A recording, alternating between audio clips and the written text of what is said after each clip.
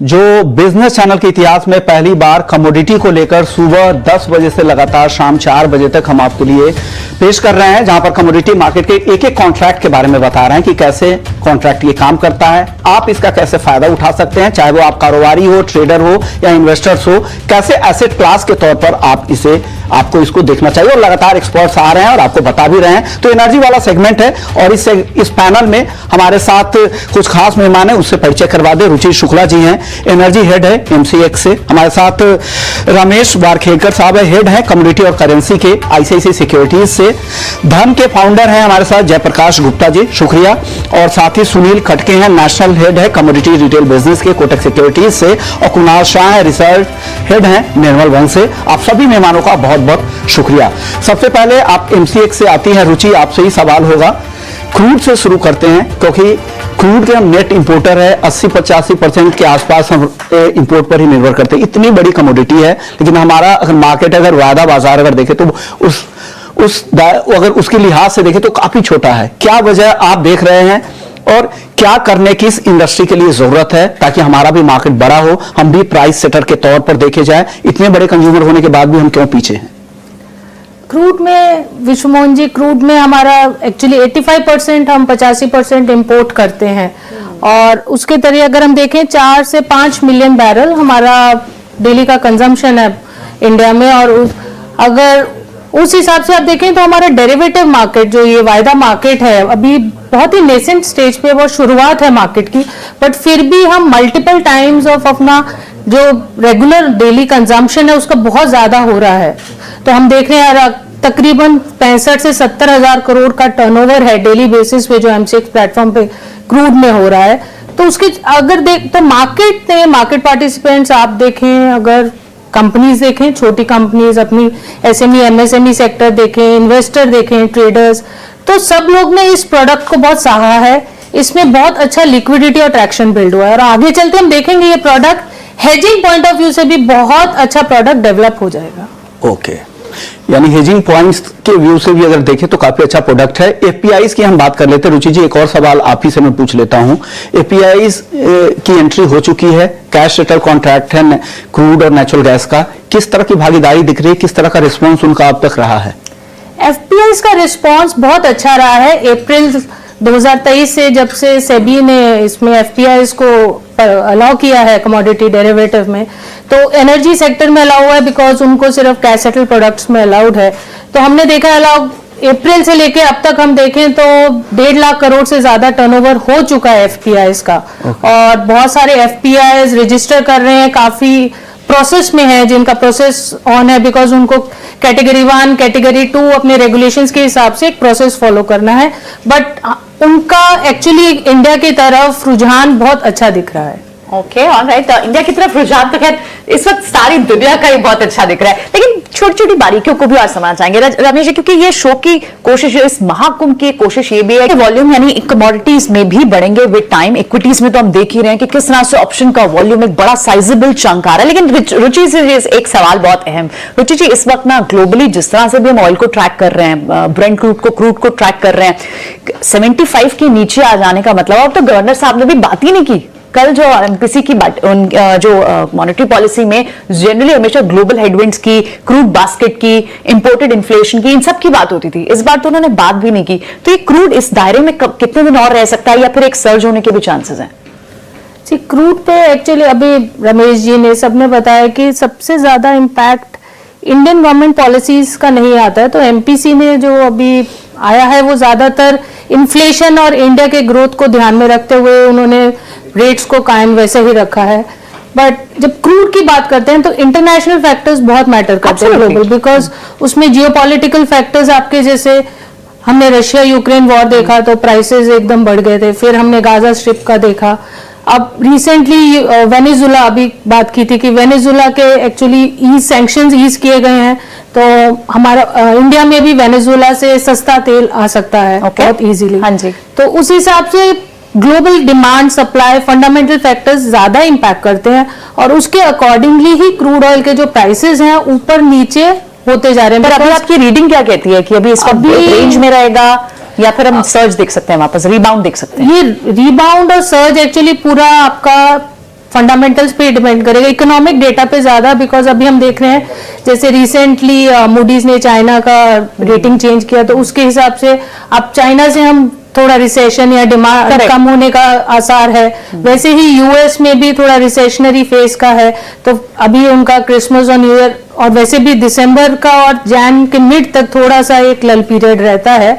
तो प्राइसेस अपना ऊपर नीचे इन बहुत सारे फैक्टर्स पे डिपेंड करते हैं, तो उसको रेंज बाउंड अगर आप देखें इस कैलेंडर ईयर में जनवरी से लेके अब तक इतना मूवमेंट हुआ है कि अराउंड $66-65 से लेके $93 के बीच में ऊपर नीचे हुआ है कैलेंडर ईयर। तो उसको रेंज को एकदम फिक्स करना किसी की भी बस में बहुत फैक्टर्स प्ले करेंगे, बट वो ऊपर नीचे वॉलेटाइल कमोडिटी है ऑलवेज।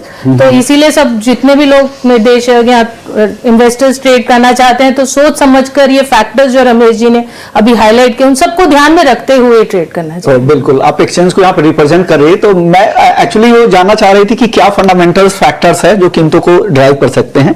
भाव पे आगे हमारे और भी एक्सपर्ट्स उनसे चर्चा करेंगे, लेकिन इंडस्ट्री के लिहाज से समझते हैं। कई सारी इंडस्ट्री है, पेट्रोकेमिकल, पेट्रो रिफाइनिंग कंपनियां तो डायरेक्टली यूज करती है क्रूड ऑयल, उसके अलावा भी बहुत सारी छोटी छोटी इंडस्ट्री है, चाहे एटीएफ के लिए इस्तेमाल। गोल्ड के बाद जो बेस्ट ऑप्शन अवेलेबल है वो है क्रूड ऑयल। यानी कमोडिटी मार्केट में अगर आपको आसानी से गोल्ड के बाद कुछ समझ में आएगा तो एनर्जी, क्योंकि क्रूड ऑयल की चर्चा भी हर जगह होती रहती है, खबरें भी आपको आसानी से मिल जाती है, तो आप इन पे असर कौन कौन सी खबरों की होती है, जो इकोनॉमिक इंडिकेटर्स क्या क्या वो आसानी से आपको मिल जाते हैं। इसके कॉन्ट्रैक्ट की हम बात कर रहे थे, रुचि जी बिगनर्स की बात कर रहे थे जय, तो बिगनर्स के लिए क्रूड ऑयल का मिनी कॉन्ट्रैक्ट कैसा है, किस तरह का कॉन्ट्रैक्ट है, वो क्या क्या बारीकियां हैं, कुछ बारीक बातें आप बताएं। Crude oil mini contract market की बहुत बड़ी डिमांड थी मार्केट से हमें मिनी, बिकॉज हमने सुना है अभी वॉलेटाइल प्रोडक्ट होने के कारण इसमें मार्जिन भी ज्यादा है। तो crude oil mini product market में हम अच्छी लिक्विडिटी देख रहे हैं। उसकी बारीकियां ये है कि अगर हमारा बड़ा कॉन्ट्रैक्ट 100 बैरल का है तो ये 1/10 है, तो हमारा मिनी जो क्रूड ऑयल मिनी कॉन्ट्रैक्ट है वो 10 बैरल का कॉन्ट्रैक्ट और मार्जिन कितना देना होगा अगर किसी को ट्रेड करना है तो उसके लिए? मार्जिन इन दोनों का सेम है। मेन कॉन्ट्रैक्ट में आज की तारीख में मार्जिन जितना है उतना ही मिनी कॉन्ट्रैक्ट में भी है, बट क्योंकि आपका मिनी कॉन्ट्रैक्ट का लॉट साइज छोटा हो जाता है तो आपका मार्जिन जो एक लॉट पे है वो 1/10 हो जाता है। सो जब आप 1/10 मार्जिन में, तो हमारे जो रिटेल इन्वेस्टर्स हैं या फिर हमारी एसएमई एमएसएमई कंपनीज हैं जिनकी एक्चुअली डेली कंजम्पशन उस हिसाब से तो जितना टन में कन्वर्टेड टू बैरल्स कर सकते हैं, तो मिनी कॉन्ट्रैक्ट में हम बहुत अच्छा ट्रैक्शन भी देख रहे हैं। तकरीबन अभी मार्च में लॉन्च होने के बावजूद मिनी कॉन्ट्रैक्ट्स तकरीबन 300-350 करोड़ डेली का काम हम उसमें देख रहे हैं मिनी कॉन्ट्रैक्ट। ओके, तो मिनी का ऑप्शंस अब तक क्यों नहीं शुरू हुआ? जब इतना अट्रैक्शन है तो आप ऑप्शंस में भी आना चाहिए अब तो। आप एक्चुअली एक्सचेंज में हम रेगुलर रिसर्च करते रहते हैं, मार्केट से एंगेज करते हैं जैसे प्रोडक्ट्स, और कुछ रेगुलेटरी गाइडलाइंस भी हैं ऑप्शंस को लाने के लिए। तो उसके चलते हम रेगुलर, हमारा यही रहता है जो मार्केट की डिमांड हो और जो हमारा रेगुलेटरी गाइडलाइन में बैठे हैं अच्छे से प्रोडक्ट हो मार्केट के लिए लाएं। ये एमसीएक्स की हमेशा से कोशिश रही है। तो मिनी ऑप्शंस आप देख सकते हैं हमारा प्रोडक्ट पाइपलाइन में है। जब ये दोनों चीजें मैच करेंगे, डिमांड प्लस रेगुलेटरी गाइडलाइंस, तो हम मार्केट के लिए वो प्रोडक्ट भी लाएंगे। रमेश जी से भी एक बात समझना चाहेंगे। रमेश जी, कौन कौन सी इंडस्ट्री है जहाँ पर नेचुरल गैस के जो कॉन्ट्रैक्ट है इनमें उसमें ही आप पोजीशन लेके नेचुरल गैस के फार मंथ में आप हेजिंग कर सकते हो ऑप्शन लेके। सो इसमें I have nothing new to say. पहले अब उसके बाद बात कर लेते हैं रुचि आपसे इसके कॉन्ट्रैक्ट के कॉस्टिंग के बारे में। अगर कोई यहाँ पे ट्रेड कर रहा है तो किस तरह की कॉस्टिंग आती है, क्योंकि हेजर्स ये भी देखते होंगे कि उनका कितना कॉस्ट उसके लिए जाएगा हेज करने के लिए। तो फुल कॉन्ट्रैक्ट अगर बेस कॉन्ट्रैक्ट लेते हैं नेचुरल गैस का मिनी का, क्या किस तरह के मार्जिन नियम है वहां पर? सो मार्जिन नियम मेन कॉन्ट्रैक्ट और मिनी कॉन्ट्रैक्ट के लिए सेम है। तो जो नेचुरल गैस का हमारा मेन कॉन्ट्रैक्ट है वो 1250 MMBTU का है, और जो मिनी कॉन्ट्रैक्ट है वो 1/5 है, तो 250 MMBTU। तो उस हिसाब से अगर हम देखें, अगर suppose natural gas main contract में 20% मार्जिन है तो इसमें 1/5 मार्जिन छोटे कॉन्ट्रैक्ट में लगेगा। और उसी हिसाब से अगर फ्यूचर्स एंड ऑप्शंस ना, अभी जब फ्यूचर्स में एसएमई स्मॉल कंपनी है उसका कंजम्पशन एक ग्लास यूनिट है सपोज, अब फिरोजाबाद बेल्ट एक ऐसी है जिसमें बहुत छोटे छोटे ग्लास यूनिट्स हैं जिनका नेचुरल गैस कंजम्पशन लेकिन उनकी उत्पादन कॉस्ट के अराउंड 30 से 40% तक होता है। तो अगर वो 1250 MMBTU का कॉन्ट्रैक्ट लेते हैं तो उनका कॉस्ट ऑफ कैपिटल बहुत ज्यादा लगेगा, बिकॉज मार्जिन, इनिशियल मार्जिन भी देना पड़ता है, मार्क टू मार्केट भी रहता बिल्कुल। है। तो इसीलिए अगर वो अपने जितना उनका कंजम्पशन, छोटा कंजम्पशन है, तो वो मिनी कॉन्ट्रैक्ट में हेज करके ऑपोजिट पोजीशन 1/5 मार्जिन में काम कर सकते हैं। ओके। और उसी हिसाब से अगर उनको, हमने देखा है कि कुछ हेजर्स जो हैं वो क्रॉस स्ट्रेटेजी भी बिठाते हैं फ्यूचर्स और ऑप्शंस को लेके, जिसमें उनको 75% स्प्रेड बेनिफिट भी मिल जाता है, प्लस उनका जब ऑप्शंस में अगर वो बाय लेग पे है तो कोई मार्जिन नहीं लगता है, प्रीमियम तक उनका सब लिमिटेड है प्रीमियम, और अगर शॉर्ट लेग पे है तो ही मार्जिन लगेगा। तो cross strategies, futures and options की भी हेजिंग के लिए हमने देखे हैं कि बहुत यूजफुल रहते हैं, जिसमें उनका कम कैपिटल में वो अपना पोजीशन हेज करके चल सकते हैं। ओके। एपीआईज की भी एंट्री कैश सेटल कॉन्ट्रैक्ट में, जैसा हम लगातार बात कर भी रहे हैं, तो क्या उनका रिस्पांस नेचुरल गैस को लेकर जाए किस तरह का है, और क्या उनको इससे एफपीआईज के आने के बाद कुछ डेप्थ बढ़ी है, उसकी वजह से लिक्विडिटी ज्यादा दिख रही है, या पहले से इस तरह की लिक्विडिटी है? नहीं विश्वमोहन जी, दोनों फैक्टर्स काम कर रहे हैं। यहाँ पे रिटेल पार्टिसिपेशन भी बढ़ा है और एफपीआईज के लिए आज के दिन में 2 ही कॉन्ट्रैक्ट्स में विंडो खुले हैं, क्रूड ऑयल और नेचुरल गैस इंडेक्स में, तो वहां भी इनका पार्टिसिपेशन बढ़ा है, जिसके कारण लिक्विडिटी और डेप्थ दोनों देखने को मिल रहा है। आई थिंक रुचि इस पे ज्यादा लाइट थ्रो कर पाएंगे, रुचि डेटा होगा। आप बताइए क्या किस तरह का पार्टिसिपेशन है एफपीआईज की तरफ से? एफपीआईज की तरफ से अच्छा पार्टिसिपेशन है, लाइक अगर हम देखें कि कितने काउंट नंबर ऑफ एफपीआईज ने रजिस्टर किया है, वो कैटेगरी 1 कैटेगरी 2 में वो भी डे बाय डे बढ़ रहा है। प्लस मैंने बताया जैसे अभी अप्रैल से अब तक लेके 6 महीने में समझिए तो 1.5 लाख करोड़ से ज्यादा टर्नओवर एफपीआईज कर चुके हैं एमसीएक्स प्लेटफॉर्म पे, जो एक मतलब उनके लिए इंडियन कॉन्टेक्स्ट में समझना भी, बिकॉज एफपीआईज बाहर के देश में करते हैं हेज, बट इंडियन कॉन्टेक्स्ट में प्राइसिंग समझना, और ये तभी एफपीआईज का आना तभी पॉसिबल था क्योंकि पहले से मार्केट हमारे एमसीएक्स के प्लेटफॉर्म पे crude oil, natural gas contracts में इतनी लिक्विडिटी थी कि एफपीआईज का इजी एंट्री एग्जिट हो सके। इम्पैक्ट कॉस्ट एक ऐसा फैक्टर है जो एफपीआईज के लिए बहुत बड़ा मैटर रहता है। Okay. तो अगर पहले लिक्विडिटी नहीं होती तो इन एफपीआईज का भी एंट्री नहीं हो पाता। रुचि, एक सवाल मेरा आपसे होगा, क्रूड के इंटरनेशनल इतने लिक्विड कॉन्ट्रैक्ट ऑलरेडी मौजूद हैं, तो एपीआई यहाँ पर आके क्यों हेज करेंगे या क्यों यहाँ पार्टिसिपेट करेंगे? एफपीआईज यहाँ पे आके हेज करेंगे। अभी कुछ कंट्रीज ऐसे हैं जैसे रशिया वगैरह, उन पर अभी यूएस और दूसरे मार्केट्स में जाने पर बैन है, सो नेचुरली उनका एक्सपोजर इंडिया। प्लस एफपीआईज का काफी फिजिकल लेग पर भी है, जिनका फिजिकल लेग बाहर है और वो यहाँ पर हेज करना चाहते हैं, हेज भी करते हैं प्लस इन्वेस्ट भी करते हैं, बिकॉज इक्विटी साइड में भी हम देखें तो उनका डॉलर रुपी का भी रहता है, करेंसी को देख के भी वो इस चीज को हेज करते हैं। करेक्ट, इक्विटी मार्केट में भी वो बाहर के देशों में भी कर सकते हैं, यहाँ पे भी करते हैं इंडेक्स में।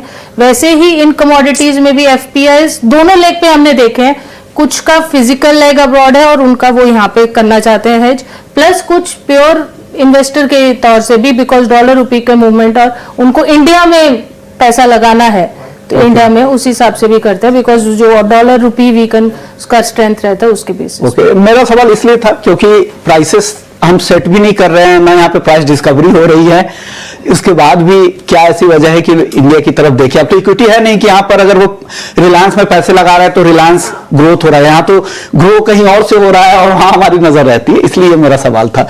चलिए प्राइस आउटलुक की भी कुछ चर्चा कर लेते कि प्राइस को लेकर कई सारे सवाल भी है। एक सवाल रमेश जी नाम है, उन्होंने गाजियाबाद से सवाल भेजा है, वो आउटलुक जानना चाह रहे थे। कुणाल जी आपसे मेरा ये सवाल होगा, प्राइस आउटलुक जानना चाह रहे थे क्रूड ऑयल को लेकर, क्या आप सलाह ले सकते हैं ताकि आप अपने रिस्क को कम करें और आपके जो कारोबारी मार्जिन है उसको आप बनाए रख सकते हैं, बचा सकते हैं, ये जरूरी है, वो प्रोटेक्ट करने के लिए हेजिंग बहुत जरूरी होती है।